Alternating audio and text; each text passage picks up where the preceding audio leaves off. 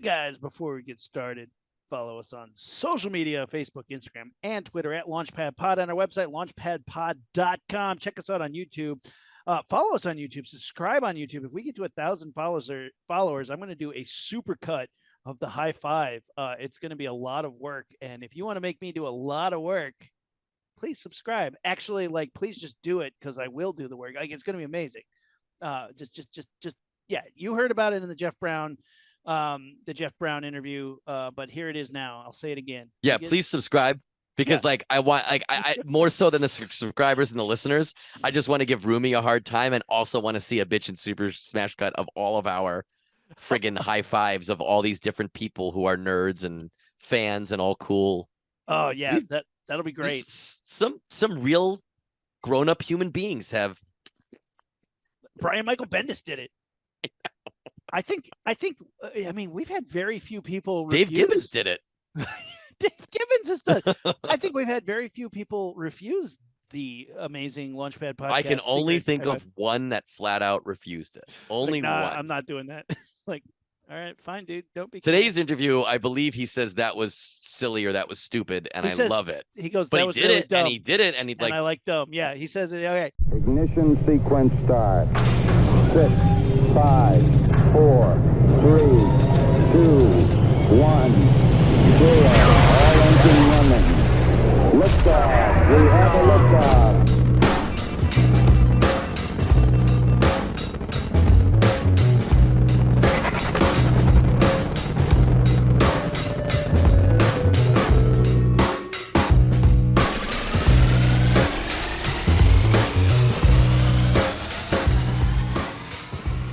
So we went to Comic-Con. It was fucking amazing. But the first thing we did, you're like, okay, I want to do this. I want to do this. I want to interview Jeph Loeb. And then you walked in, you're like, oh, there's Jeph Loeb. The first person we see, the first day we walk in, there's Jeph Loeb.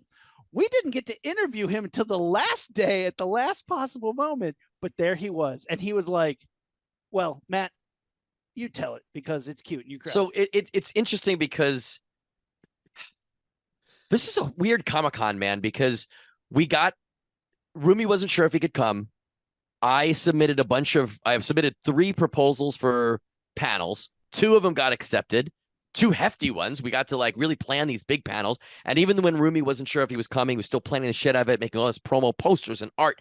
Beautiful, beautiful things. Finally, he's coming. And we're like, okay, we're focusing on our panels. We looked through the guest list. There were some huge gets, right? Oh Jeph Loeb, Joe Quesada, David Finch, all these big, big guns that normally I try to think of as reaches. Junji Ito.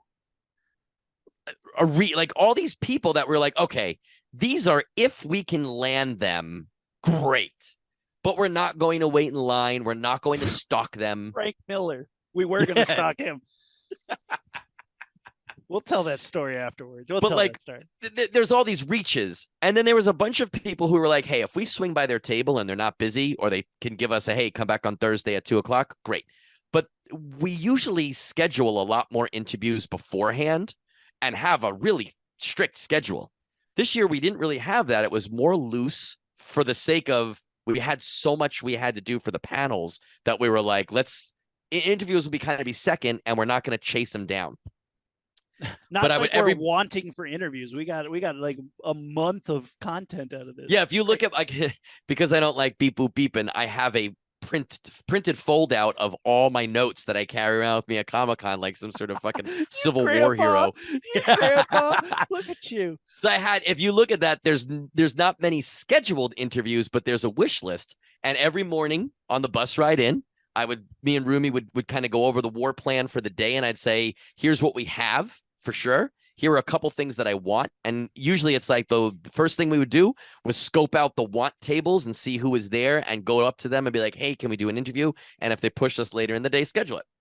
So like Rumi said, Jeph Loeb was one of my big hopes for this trip. Jeph Loeb, as everybody knows, wrote all the Tim Sale beautiful Batman stuff, right? Haunted. And it started with what was collected as the Haunted Knight, but all the Dark Knight stuff that they did for Halloween, then the Long Halloween, then Dark Victory, which I don't want to say is my favorite, but I like it so much. So He did Superman for All Seasons, which is maybe my favorite Superman story of all time, maybe.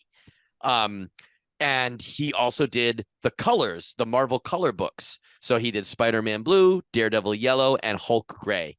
And you guys, if you've listened to this episode or listened to this podcast and heard me talk about art, you know that my absolute favorite comic of all time is Spider-Man Blue. It makes me cry every time. Even do you have talking a box about of Kleenex for this? I know it's going to happen. You have a box of Kleenex? Yeah, I'm not going to talk about my favorite page of all time and why it is, but Say I love hi that to Gwen for me. Don't cry. I'm not gonna lie, you guys. This Comic-Con had some huge motherfucking highs for me, and Rumi was there to support yet make fun of me at every single turn. No, we walk in, and the first thing's like, oh, there's Jeph Loeb. Oh, I got to get my page signed. And we stand in line, and I'm like getting the Tower of Power, which was this mighty AV station on a monopod that could record video, record audio. We had 3 microphones hooked up, ready to go at all times. I am podcast ready at all times. What do you want to do? Broadcast worldwide, live show? We got this. The Tower of Power is ready. So I'm setting this up, and I'm taking pictures of Rumi as he starts talking to Jeph Loeb. And he's like, I got this page. And Jeph Loeb's like, oh man, I love that book. And Rumi tells him the story of how it's his favorite book ever. And they both have this like beautiful moment. I'm like really trying not to make fun of you right now. Like I'm trying to tell a serious story. Yeah, I know, because I know you like this part. Just a serious story.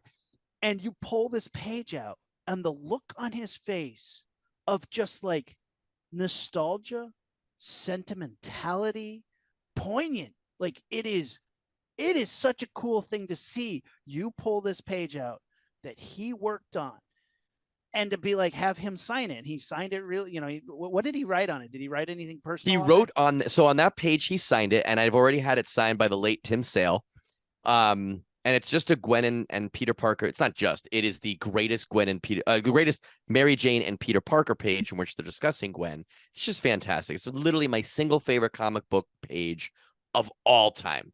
Damn. So we're talking, and he signs that for me. And like Rumi says, one of the things he said to me was, I'm trying to get a kiss. I think it's a kiss. Yeah. Because he likes to get all the kisses, he said, from all the things he's done. And it's so funny that he wouldn't get like first dibs at that. But he tells this story that a couple years ago at Comic-Con, he knew a dealer had that page. And he said first thing he beelined it with the money in his pocket. And he said he walked up, and he said to the dealer, hey, I saw you have that page. Do you have it? And he said, that guy just bought it. And this guy's walking away from the booth. So Jeph Loeb grabbed him. He's like, hey, I'm Jeph Loeb, the writer. I love that page. I will buy it for double what you just paid. And the guy said, no. And not only that, Jeph Loeb said, it's for my girlfriend. It's her anniversary or something like that.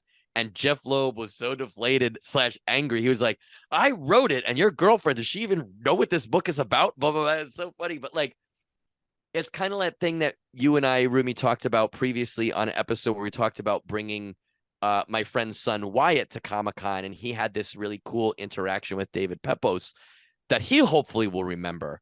But like, to talk with Jeph Loeb, who has written some mind-blowing comics that really have stood out and are milestones of the medium, but he wrote what I consider to be the best, greatest comic ever, to talk to him about his feelings on that and hear a story about his, him trying to track down art from that while he's holding his art that I now, it's his writing, but his art that I now own.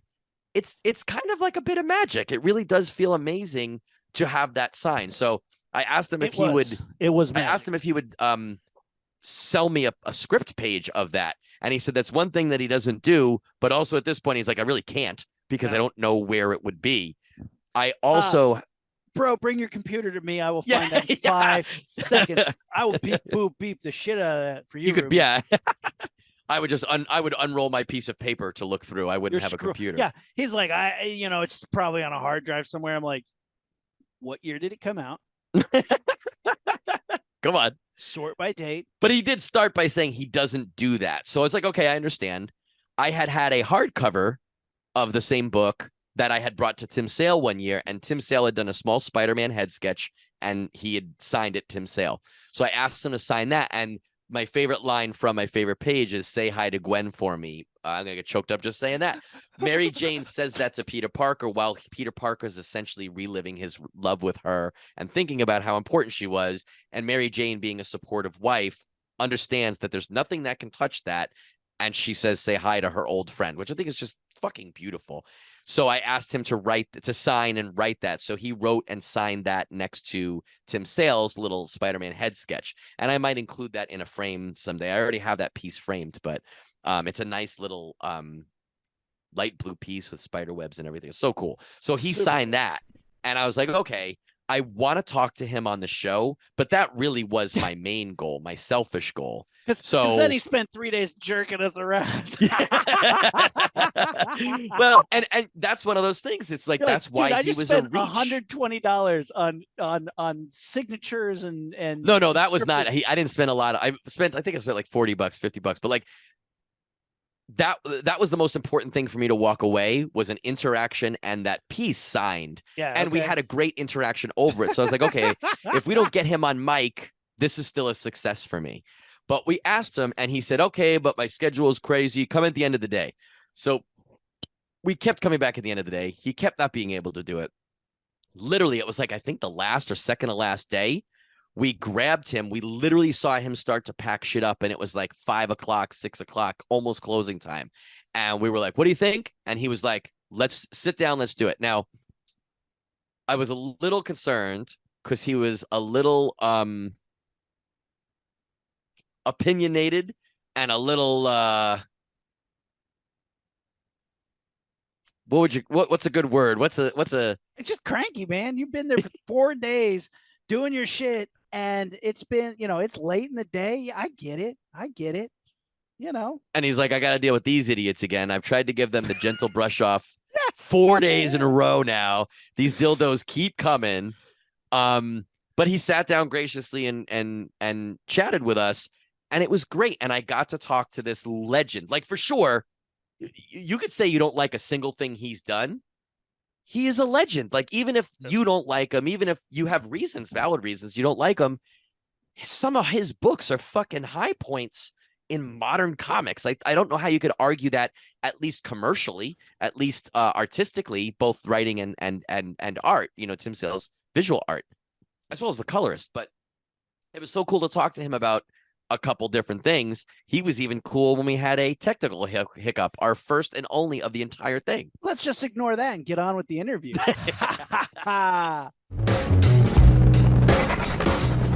Launchpad Podcast here at San Diego Comic-Con 2023.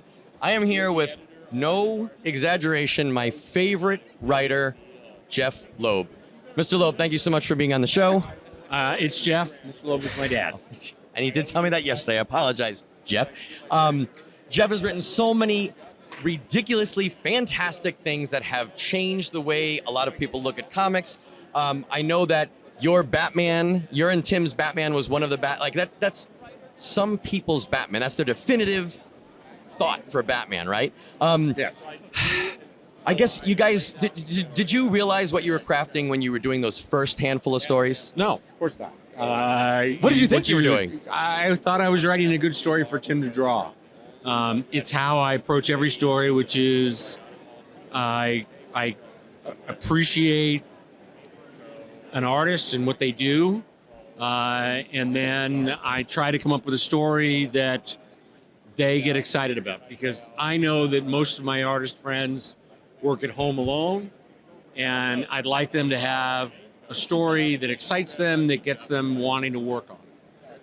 When you work with an artist, let's not think of Tim Sale specifically. Okay. But when you work with an artist, are you the type of writer who really tries to lay out what you want the visuals to look like? Or do you just write the script and let them figure out what the storytelling will be visually? I write full script. Mm-hmm. And because of my background as a screenwriter and a television writer, I tend to think of my artist as both the director, the cinematographer, and the actor. And Okay. so But we spend a lot of time of talking about what they like to draw, how big they like to draw, the pace that they like to draw at. So I wouldn't write the same Batman story for Jim Lee that I would write for Tim Sale, that I would write for Ed McGuinness. Okay. It's all, I try to write to their strengths and the things that they want to do. But yes, I'm very specific about what's in the panel, what's on the desk, if it's important. Sure. But sometimes I just put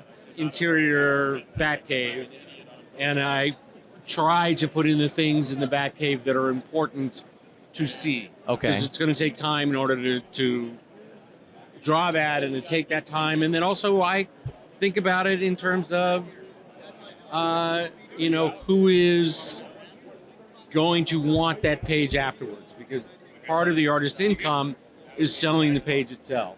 Okay. So I learned very early on that if I had a long scene between Bruce Wayne talking to Alfred, that no one was going to buy that page. Okay. Even if it was drawn by Jim Lee. So if I can take that same scene and set it in the Batcave and have Batman wearing his Batman costume, that page is going to sell. And it's going to be the same scene, so it makes no difference to me. Wow, that's really interesting. So you really do think about that while you're writing the story. My artist is my partner, and I tend to give a credit, which I started with Tim, which is it's Jeph Loeb and Tim Sale storytellers. That's Sure. how I see it. And I love that. I noticed that even when I started reading comics. Do you find that to try to write those, let's call them exposition type scenes, to try to punch those up visually, do you find that as a challenge? Do you find that as no big deal? Is it harder to write that way? Well, it depends. I mean, I don't know that they're any harder or easier. It just depends on where it is in the story. When I look at a 22-page story, it's like music. So it's how is it going to flow? When I'm going to stop the action and have a quiet scene, what's it going to look like? How many words are really necessary? I certainly don't want to have a page that's just balloons covering up the artwork. We used to make jokes, which was, why is this artist drawing all of these things that are covering up my balloons? But if you can do it with a look, do it with a look. Okay. Now, originally I said let's not have Tim Sale on the table when we're talking about how you write for your artist or how you direct your artist. Now let's bring Tim back into it. When you started, when you started collaborating, I'm sure you did the same things you normally do. After you work umpteen stories, umpteen issues, umpteen panels with him, did you change the way that you work with him? Did you guys develop a shorthand? And if so, how could you explain that? Like what specifically do you think the shorthand was? Well, first of all, when we started, I had no idea what I was doing. Even though I was a comic book fan and I read comics all the time, I had no idea how to write a comic. Mm-hmm. And so, literally in those days, and yes, I went to school with Abraham Lincoln. The idea was that Tim and I would talk on the phone about what the next 3 pages were. Okay. And then, because we couldn't afford a fax machine, he would mail me a copy of the pages. Sure. And then I would say to him, I love this panel, I think it's terrific. Could you just push the camera in a little bit more? Because I really sort of see this as a close-up. And he would go, what camera? So after Challengers, the second issue of Challengers, what was the after a couple Batman stories, what was the shorthand that you guys developed? We completed that entire issue, the entire series. That was 8 parts. And I went to go work for Archie Goodwin, the legend. Tim had actually gotten me a job. Archie asked Tim to do a Batman story. Tim asked whether or not I could write it. After the Challenge of the Unknown experience, I wasn't quite sure why Tim ever would work with me again, but that's what he did. And so we started turning in pages. And Archie called and said, "Where's the script?" And I went, there is no script. I talked to him on the phone, and then he draws them, and then I put the dialogue in afterwards. And he goes, I can't pay you without a script. So I literally did it backwards. I would write what Tim had drawn, Right. and then put in the dialogue. And then it suddenly became, okay, this is a giant waste of time. I'm going to now write a full script. And then from then on, I wrote full scripts. But it was literally out of necessity. I really enjoyed talking to Tim on the phone. It was so much more fun. Did you still, even though you wrote scripts, did you still do that kind of stuff, or would you just As did it soon more as he got a script, we would then talk, sometimes for hours. Yeah. Mostly it was important. Every artist wants to know what's the most important thing on the page. What am I trying to convey? Okay. Sometimes it's just, look, all I care about at the end is that when the reader is reading it, that they understand how mad Batman is. So watch the expressions. Sometimes I like starting really small and I wanted to get it to be big. If we're doing action, just be aware that the next 2 pages are going to be a double page spread. So don't make this all crammy because you're going to turn the page and it's suddenly going to be a big open space. Okay. So you have to build towards that. It's like a symphony. You don't Sure, want sure. it to ever feel like you're just filling up pages. Okay, I like that. Let me ask you, what do you think of everything that you've written? What is something either that you enjoyed and or are proud of? Well, I enjoy it all. I mean, I mostly because I'm working with people that I've been very lucky. All of the artists that I've worked with are people that I've really wanted to work with. I don't do well. If I don't understand the artist, it's not going to be a good issue. Sure. When I was on a monthly book, every now and then I'd get thrown a fill-in issue. And those were always, in my opinion, the less successful issues because I had written them for the artist who was the regular artist on the book. Sure. So if you put someone else in there, it's like a pinch I wrote hitter, a script right? Yeah. for Tom Cruise, and now Arnold Schwarzenegger's playing it, and I didn't change it. So I need to change that. But the big two, Marvel and DC, they're interested in getting the book out. They're not interested in worrying about whether or not I think that this is the wrong artist. Sure. But certain editors get it and then try to find the right person, or you plan ahead and you go, okay, if the 5th issue's not going to be that, who should we get for that? Is someone that can do like maybe 1 issue or that kind of thing. Okay. And looking into the future, what's a story you haven't told yet, or a character you haven't utilized the way you want yet? You could be as specific or as vague as you want. I don't know that I'm gonna do anymore. So it always comes down to, who's left on my wish list. Jim Chung, I think, is one of the most exciting young artists that's out there. Even though people have known him for a while, I've never worked with him. I'm very jealous of Alan Heinberg, who I absolutely adore, both as a person and as a writer. He's worked with Jim in creating the Young Avengers. I'd love to find something. Humberto Ramos and I talk at every convention about how we want to do something together. So it's finding the time, finding the story, finding the artist. It always starts with the artist for me. And then we work to whatever character it's going to be. You've done so much. My favorite story of all time, like I've told you the other day, Spider-Man Blue with you and Tim. You guys did a fantastic job in it. There's a new edition that's coming out, the deluxe edition. It's larger. It has a new foreword by me that talks a lot about Timmy, and it has beautiful artwork in it and designed by Richard Sharkins and the incredible people at Comic Craft. So it's our gang. It's fantastic. Well, thank you so much for taking some time to talk to us. My pleasure. Can you tell us where can we follow you? Where can we find you? Where can we see what you have coming down the pike? I am on Instagram, but I'm not really good about it. So the thing to do is to follow the artist that I'm working with, because they'll be out there. They can track you down. Yes, exactly. All right. Well, we have one more thing to do. We have a secret handshake on the Launchpad podcast. Okay. Let me show you. Switch microphone hands. So we're going to come in sideways like this, and we're going to make a whoosh sound. Whoosh. But catch each other. Okay. Whoosh. Then you invert, and we're going to make a rocket ship. Okay. And then we blast off with a raspberry noise. Okay. Ready? Right. Okay. That was dumb. And I like dumb. Ladies and gentlemen, the one and only Jeph Loeb. here at San Diego Comic-Con 2023, the Launchpad Podcast. So as Matt teased, yeah, my favorite part is the look of disappointment on his face when our Zoom recorder just shut down and he's like, these guys, these amateurs. The look on his face told me what a failure I was in one look. Holy cow, I've never been so mortified in my life. But our Zoom recorder's like, I've been busy, you guys. I want to take a nap right now. And it just like died on us. And I was like, something that's never happened before, right? Never happened before. The hardest, scariest thing was pretty much most of these interviews I was doing on camera and on mic with the talent or whoever we were talking to. Rumi had his tower of power, which if you saw us kind of looked like a black version of like a vaporizer on Tatooine.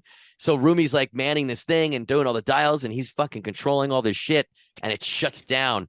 And I had that feeling of like, oh God, I'm glad it's not me. But also, oh, my fucking brother is under the guillotine right now. I was like, what can I do to help you? I was literally on the other side of the table. And like, I don't know what happened. I didn't know what to do. But when in doubt, you know, the first thing you do is, did you plug it in? Did you unplug it? Well, it's running on batteries. So let's swap out those batteries. So I swapped the batteries real quick. I think that's probably what the problem was. But like when I went into it, battery meter was pretty high. But maybe it's one of those things like the second it goes past half, it's like, I quit. So swap the batteries out. We kept going. He was fine. But the look on his face of just like, fucking amateurs. I was like, oh God. And I gotta say, tell me if it didn't feel like this to you.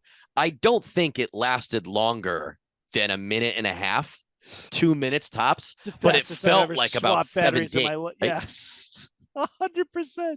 But I gotta say, watching you, so it was you and Rachel was our Oompa Loompa at the time, right? Huge shout out to Rachel who unwrapped the batteries because I'm like, and like batteries are flying everywhere. There's batteries. See, you guys, it looked a lot more controlled than you're making it sound. Like you may have felt like it was like that, and maybe Jeph Loeb saw that, but like it was very much like, what are you gonna do? The ship is sinking. Are you gonna panic or are you gonna stop that leak? And you stopped that leak so fast, and we were able to pick right back up with no problem.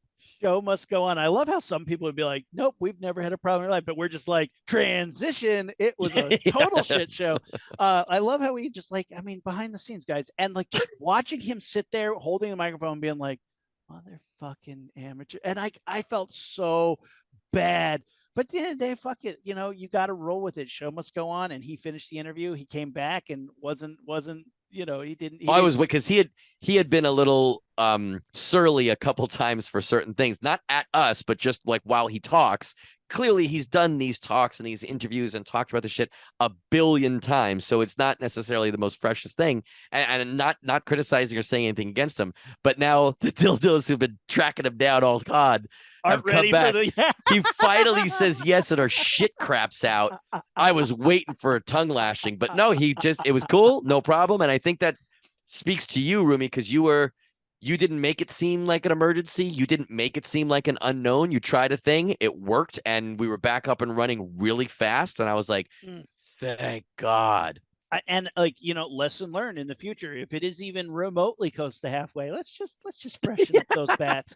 For we all have you batteries. Yeah, for all you fledgling podcasters out there, just spend the $100. Get those batteries. just refresh them whenever you feel like it. I don't know why, but every now and then I'm like my dad with a car that he bought. Let's see how long we can let this thing run. You know, you don't have to. Just swap the batteries out, bros. It's all good. And I gotta say, like, that's for real. But the other thing too is don't panic, right? You and I, whenever we talk to, especially effects guys, but production people, we always talk about those oh shit moments. And it doesn't matter what fucking job you have or what fucking hobby you have, what sport you're in, you're gonna have oh shit moments. And you gotta kind of keep your shit and just be like, this is only whatever. It might be very important, but at the end of the day, if you have to change your batteries in the middle of an interview with award-winning Jeph Loeb, that's just what fucking happens. You know what I mean? And I tried not to freak out. I gave a signal like, hey, and he goes, something went wrong. I was like, yep, let me fix it real quick. We fixed it. Back up and running. Let's go. You know, can I tell you an oh shit moment I had like this past year? Yeah, but only if it makes you look bad. Maybe. Depends. The Tell us the first half. episode hasn't aired yet. Okay. Yeah. Let's hear it. So the title of this episode could be "Oh shit, Jeph Loeb." Oh shit! I just want to post a picture of his disappointment. So I'm working on a television show, big time television show. We're shooting one scene on 2 different days. So, it's one of those things where you're looking at the main characters and the camera's pointing this way. And the next day, we're looking at the other thing and the camera's pointing the other day. 2 completely different days. The first day, it pours rain so bad that in the afternoon, they hire a crane to come out with a water truck to pour more rain just to keep the consistency of the scene. The next day, they're like, we're not doing that. Okay. So I show up for part B of the same scene, and it is the sunniest, most beautiful day you've ever seen in your life. And the director looks at me, and the producer look at me the second I get on set, and they're like, nervous. They're sweating bullets. And like, Aaron. And I was like, yeah, I know. And they're like, Aaron. And I'm like, I dreamt about it. The second I woke up, I was like, yeah, we're fucked. But I didn't tell them that. I said, let me go get my batteries. Yeah, we'll figure it out. Because what are you going to do? It's the last day of filming. We're not going back and getting reshoots. We're not bringing a crane out here. We're going to film it no matter what, and this is what we get. So what's the point of me saying it's a bad situation? I just say it's not great, but I have a plan. It's not great, but we'll figure it out. The best I can tell them is the expectation. No, this isn't optimal, but we'll figure something out. And we figured something out. Is it great? It's fine. Is it optimal? Fuck no, it's not optimal. What the fuck were you thinking? It pours rain one day and it's sunny as shit the next. That don't go together. We have to make the entire scene ultimately worse. We have to take everything to a torrential downpour hurricane level to make it even remotely be close. The cost of that single scene was as big as an entire episode we've done any rest of the season. And I still don't think that is good enough. But it works well enough that we're like, yeah, we had a plan. We did the best we could. That's all you can do. But if I had freaked out on that day, they would have just been like, Aaron's a negative dude who doesn't want to play ball. So all you can say is like, it's not optimal, but we'll. I want to see. I want to watch this scene now. And you could feel free to cut this. I want to see a shot reverse shot where in one shot it's a pretty rainy day.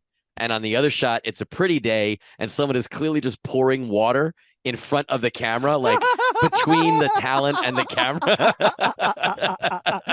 Like sunny skies and everything behind. Nobody's clothes are getting wet, but there's water between the camera and the cast.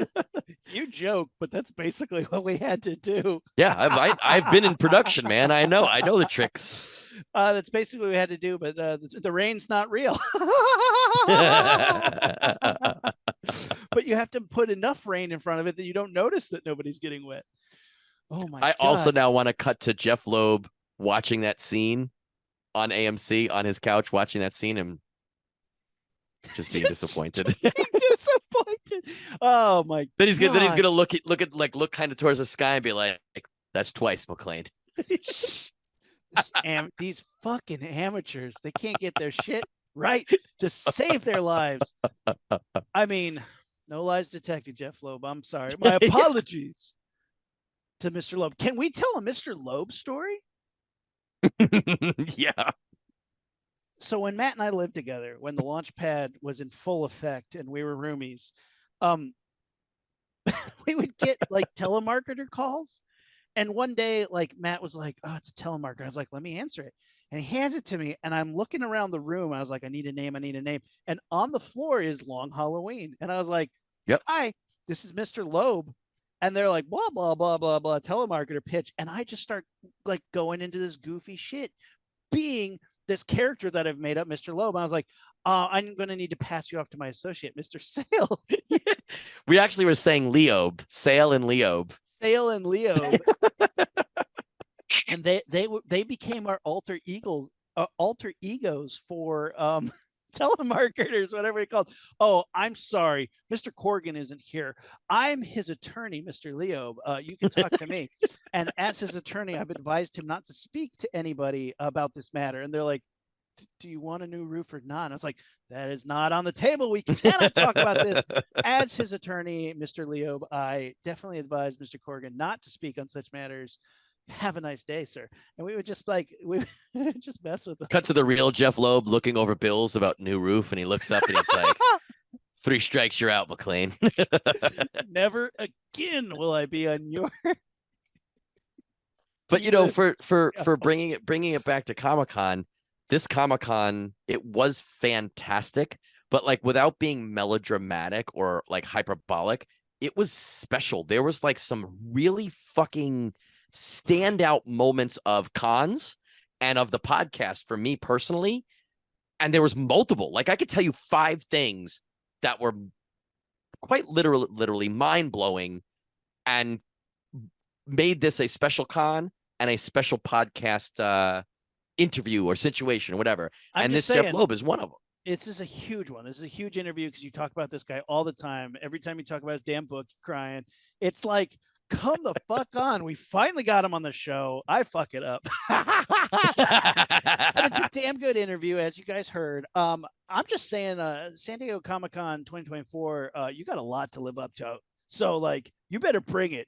You better bring it because Launchpad Podcast has high expectations. We got to bring it. We got to start writing fucking I don't have to do purples. Shit. San Diego Comic-Con has to bring it. They better step their game up because we're coming regardless. Like I know we're going to be ready. We are going to be ready. That's true. Yeah, that's true. Are you guys like, is San Diego Comic-Con going to be like, nobody's ever tried to do that before? That's what we do. That's what we do. We show up with stuff you've never seen. We're trying to get somebody to call into a panel. You never seen that shit before, have you? Oh, we're trying to store our stuff in a logical location the hour before our panel. No, you've never seen that, have you? I'm trying to ship something in an odd-shaped container. Oh my God, mind-blowing. It is wild what we bring to San Diego Comic-Con. It was like, what was that game, Myst? Like for the computer? Yeah, that's what this was like. It was like, you have to ship this poster home. How do you do it? Explore the island and find the right tube. You're like, what? You have to connect this audio device to this audio device. And it's like, and no one can help you. What? No one, you have to read books. Someone says, come to this room at this time so that you can see it. And you get there, like, the room is locked. And you're like, you said to come. I said, come and maybe you could. They said, come for a chance to see it, but you can't. It's locked. Bitch, are you kidding me? Dude, oh, hey, we're going to close down the hall. Yeah, but my stuff's right there. I'm not leaving without it. Whoa. Nobody's ever asked us that before. I'm literally looking at it. It's that blue tub, that blue box. Let me just walk over and get that box. I'm 5 feet away. I don't know. Yeah, man. Just like goddamn ridiculous, this place. So when we get there for 2024, we're going to blow their fucking minds. We're going to, like, I don't know, want to have a video component? I don't know. Like, no, we gotta bring the panels back down to basic because we rocked their panels this year by asking for too much. Let's just have a piece of paper and a pencil, and we'll hold it up. This is my boomstick. The number of people I had to talk to try to find out if there was a space to just wait for our panel. I went to like 6 different people and all of them were like, oh, bruh, I don't even know what you're saying to me right now. Nobody has asked me this question before. It's like, do other people have panels? Do they bring things to their panel? What is going on right now? Yeah, nobody ever. It was just for the amount of time, like the fact that we wanted Roger Jackson, the voice of Scream, the voice of Ghostface, to call into our panel live.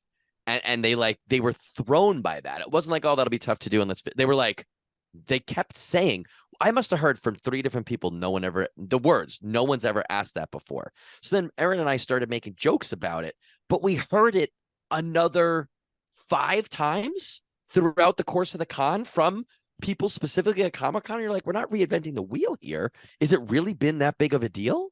And then like when you're trying to go to the people that they've told you to go talk to, literally I can see the booth, but there's a like a doorway and somebody's standing there like, sir, you have to go around. And I'm like, yeah, but that means I have to go outside, come around the corner and back in through that door. But that's where I want to go, right here, like literally behind you. What happens if I just walk past you? And they're just like, oh, like it's gonna blow their minds. I'm like, you know what? I'll do it because it feels like it'll like kill you if I just walk past you right now. Oh, crazy. Guys, what was the most embarrassing time you ever met a comic book celebrity? How badly did you almost suck it? Let us know on social media, Facebook, Instagram, and Twitter at LaunchpadPod, and our website, launchpadpod.com, and on our YouTube. See if you can spot Jeph Loeb's disappointment. Yeah, I was going to say. Listen to the interview first and see if you can audibly find the cut. And then if you can't, then check out the YouTube and see. I'm a pretty good editor. I think I can hide it, but who knows? We'll see how much gets left. I want you, now that we're recording this, I want you to go back and insert just like 3 frames of a picture of him looking despondent and upset that you fucked it up, and just put that in the cut. So it you know what I mean? Just like a subliminal disappointed Jeph Loeb. Do you have it? Oh my god, I have it. Oh my god, I literally just was like, I'm gonna pull it up, and your face is embarrassed, but his face is even like well, we have to show a visual component now because we've hyped it up so much. Oh yeah, we're gonna have to do it. It's gonna be incredible. Oh my god. Yeah, all right. Well, we'll put it up there.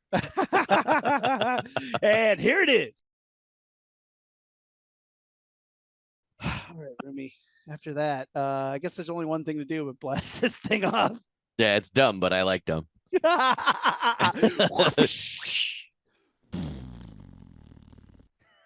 We're the Rocketeers and we are out. Ignition sequence start. 6, 5, 4, 3,